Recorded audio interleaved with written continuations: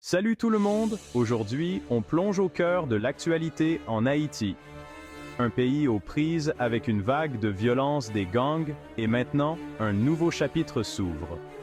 Le 25 juin, un contingent de policiers kenyans a débarqué à Port-au-Prince. C'est le début d'une mission de l'ONU pour rétablir l'ordre. Maintenant, pensez à ça. L'aéroport international principal de Port-au-Prince était fermé depuis près de 3 mois en raison de l'activité des gangs. Imaginez le soulagement et l'anxiété au moment où ces policiers kenyans ont débarqué. C'est un mélange d'émotions pour les Haïtiens. Prenez Orgline Bossiko, par exemple. Mère de 2 enfants âgés de 47 ans, elle vend des carottes et du charbon de bois.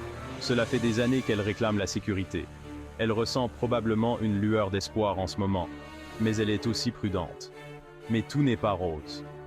Plus tôt cette année, des gangs ont lancé des attaques coordonnées qui ont permis de prendre le contrôle de plus d'une vingtaine de postes de police et même de prisons, libérant plus de 4000 détenus.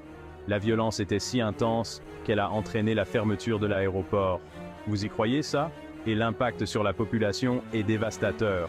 Plus de 2500 personnes ont été tuées ou blessées au cours des 3 premiers mois de l'année seulement. C'est une augmentation de plus de 50% par rapport à l'année dernière. Nombreux sont ceux qui vivent dans la peur constante. Comme Jeannette Oville, une mère de 2 enfants de 54 ans.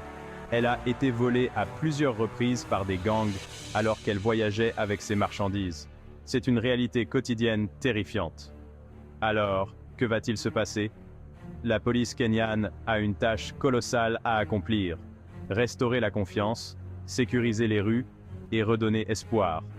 Et pour les Haïtiens, c'est un moment d'optimisme prudent. Est-ce le tournant? Seul le temps nous le dira. Voilà les dernières nouvelles d'Haïti.